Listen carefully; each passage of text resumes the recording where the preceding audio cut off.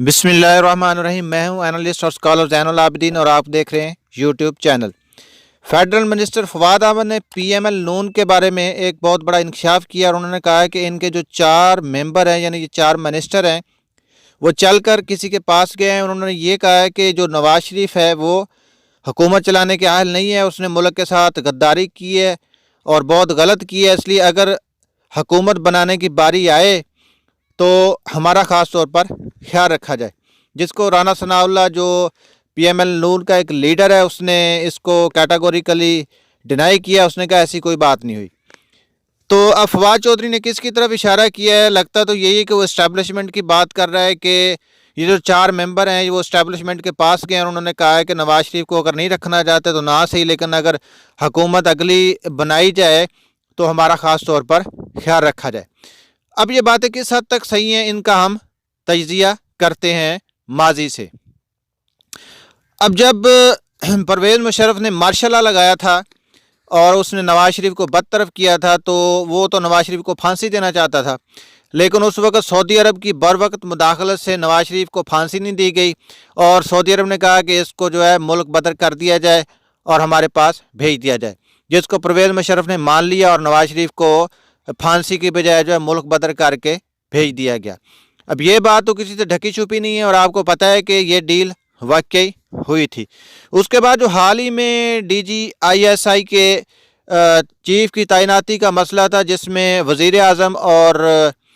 جو اسٹیبلشمنٹ ہے فوج ہے اس کے درمیان ایک کنفیوژن پیدا ہو گئی تھی اور بعد میں یہ کنفیوژن حل ہو گئی۔ مطلب یہ کہ جو D G I S I کی تعیناتی ہے وہ وزیر اعظم کی صوابدید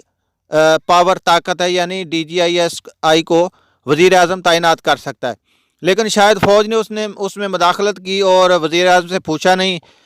اور دوسرے D G I S I کو تعینات کرنے کی کوشش کی، جس پر وزیر اعظم اور فوج کے درمیان کچھ کنفیوژن ہوئی اور بعد میں معاملہ طے ہو گیا۔ اب ان 2 چیزوں سے آپ اندازہ لگا لیں کہ پاکستان کی جو حکومت ہے 74 سال سے اس کے اندر یہ جو مقناطیس کی طرح 2 چیزیں ہیں، گورنمنٹ اور اسٹیبلشمنٹ، ان کے جو تانے بانے ہیں وہ ملتے نظر آتے ہیں۔ اب 74 سال سے ہی ہر اخبار، ہر جو سوشل میڈیا ہے، دوسرے لوگ ہیں، یہی باتیں کرتے نظر آتے ہیں کہ پاکستان میں جو بھی حکومتیں بنتی ہیں وہ اسٹیبلشمنٹ کی وجہ سے بنتی ہیں، اور اسی پر جو مشیر ہیں وزیر اعظم کے شہباز گل، انہوں نے بھی فیصل آباد کے اندر جو رپورٹر تھے ان کو ایک میٹنگ کے اندر بتایا کہ یہ جو 4 لوگ ہیں ان میں شہباز شریف، خود نواز شریف کی بیٹی مریم نواز اور شہباز شریف کا بیٹا حمزہ شہباز شامل ہیں۔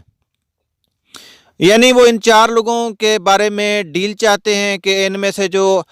3 لوگ پاکستان میں ہیں، چوتھا تو نواز شریف تو باہر ہے، ان کو بھی ملک سے باہر جانے دیا جائے اور ان کے اوپر جو مقدمات ہیں وہ ختم کیے جائیں۔ اب یہ تو اندرونی کہانی سامنے آئی ہے اور ایسی رپورٹیں جو ہیں روز میڈیا کے اوپر، یوٹیوب کے اوپر اور جو خبروں کے ادارے ہیں ان میں شائع ہوتی رہتی ہیں۔ ان میں سے جو اصل مدعے کی بات یہ ہے کہ پاکستان میں جو جتنے بھی کرپٹ لیڈر ہیں اور جتنے بھی یہ سرمایہ کار لوگ ہیں، یہ سیاست میں جب پھنس جاتے ہیں تو ان کو کوئی نہ کوئی رستہ تو چاہیے ہوتا ہے، اور پھر یہ کسی نہ کسی انہوں نے اپنے جج لگائے ہوتے ہیں، کسی نہ کسی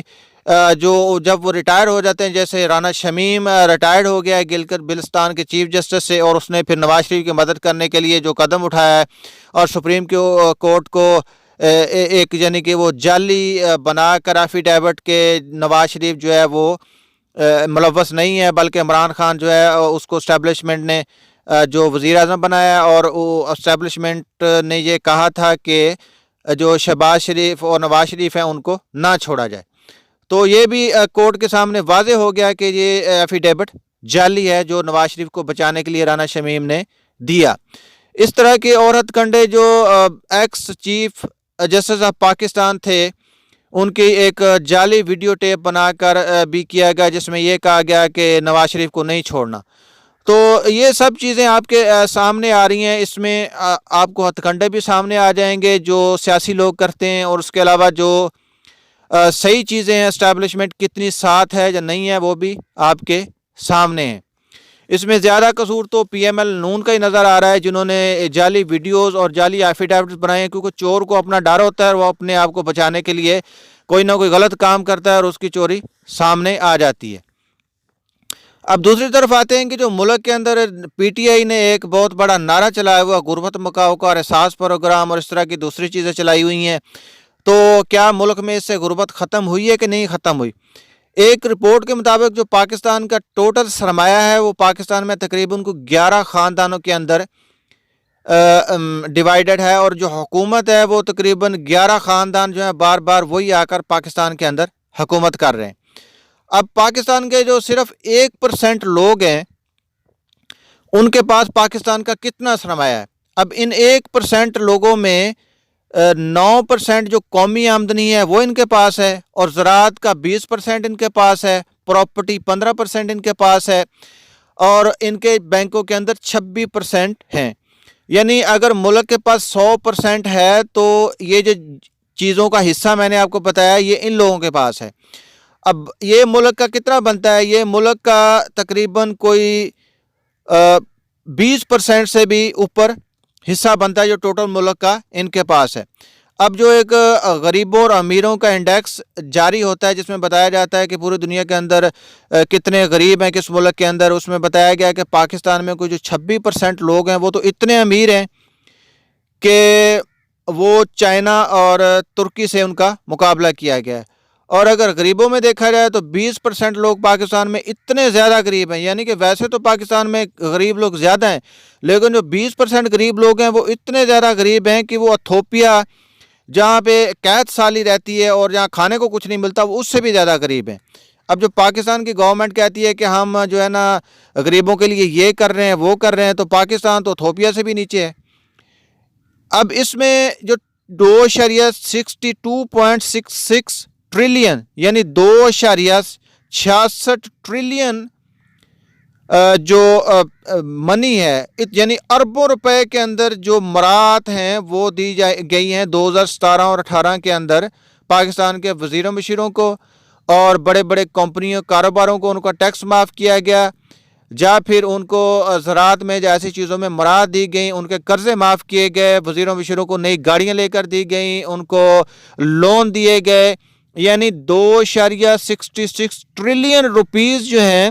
وہ پاکستانی گورنمنٹ نے 2017 اور 18 کے درمیان مراعات دیں۔ اگر یہ مراعات اتنی زیادہ تعداد میں نہ دی جاتی جن کی کوئی بھی ضرورت نہیں تھی، ان کے قرضے معاف کرنے کی، ان کا ٹیکس معاف کرنے کی، ان کو نئی گاڑیاں لے کر دینے کی، یا دوسرے معاملات میں ان کو مراعات دینے کی، وہی پیسے اگر ان غریب لوگوں کو دیے جاتے جو 20% ہیں اور جو غربت کی شرح سے یعنی ایتھوپیا سے بھی نیچے ہیں، تو کیا یہ لوگ خوشحال نہیں ہو سکتے تھے؟ اب امیر کا پیٹ بھرنے کی بجائے آپ ان لوگوں کا سوچیں نا جو صبح سے شام تک مزدوری کے لیے سڑک کے اوپر کھڑے ہوتے ہیں، ان کو 500 روپے کی مزدوری کے لیے نہیں لے کر جاتا، اور اگر کوئی لے کر جاتا ہے تو مہینے کے اندر 8 یا 10 دفعہ ان کو مزدوری ملتی ہے، اور ان کے کھانے میں کیا شامل ہے؟ وہ ایک سبز مرچ جو ہے اس کو پیسٹ بنا کر ابال کر روٹی کے ساتھ کھاتے ہیں، یا پھر اگر آپ نے کبھی عام ہوٹلوں کے اندر کبھی کھانا کھایا تو وہاں جا کر دیکھیں دوپہر کو جب مزدوروں کی بریک ہوتی ہے تو ان کے پاس ایک ثابت پیاز ہوتا ہے، وہ اس کو توڑ کر روٹی کے ساتھ کھاتے ہیں۔ اتنے برے حالات ہیں ہمارے ملک میں غریبوں کے اندر، اور 2.66 ٹریلین جو روپیز ہیں وہ مراعات دی گئی ہیں گاڑیوں کی صورت میں، عیاشیوں کے لیے ٹیکس معاف کیے گئے ہیں ان امیر لوگوں کے۔ تو یہ ہیں جی گورنمنٹ کی کارکردگیاں جو سب آپ کے سامنے ہیں۔ اب یہ جو لوگ ہیں جو سیاستدان ہیں جو ہار جاتے ہیں 5 سال کے بعد کسی حکومت میں، تو ان کی مثال میں اس سانپ سے دیتا ہوں جو اپنی بل میں چھپ کر بیٹھ جاتا ہے اور پھر وہ انتظار کرتا ہے کہ کوئی آنے والا اس رستے سے گزرے اور میں اس کو کاٹوں۔ وہ سارا دن یہی دعا کرتا رہتا ہے کہ یا اللہ کسی انسان کو بھیج اور کسی جاندار کو بھیج تاکہ میں اس کو ڈس سکوں، یعنی اپنی عادت پوری کر سکوں۔ یہ جو سیاستدان ہیں یہ بالکل اسی طرح جب ہار جاتے ہیں تو 5 سال بلوں میں دم دبا کر باتیں کرتے رہتے ہیں اور انتظار کرتے رہتے ہیں کہ اگلے 5 سال آئیں، ہم جیتیں اور پھر ہم ملک کو لوٹیں، غریب عوام کا خون چوسیں۔ تو یہ بالکل سانپ ہیں، اور یہ ایسے سانپ ہیں جو ہر 5 سال بعد ایک آ جاتا ہے وہ ہمیں کھاتا ہے، پھر دوسرا آ جاتا ہے وہ ہمیں کھاتا ہے، ہماری تو جان ہی نہیں چھوٹتی۔ تو اللہ تعالیٰ سے دعا ہے کہ اللہ تعالیٰ ہمیں ان زہریلے سانپوں سے بچائے۔ انشاءاللہ ملتے ہیں اگلی ویڈیو کے اندر۔ اپنا خیال رکھیے گا. جس نے میرے چینل کو سبسکرائب نہیں کیا سبسکرائب کرے. اللہ حافظ.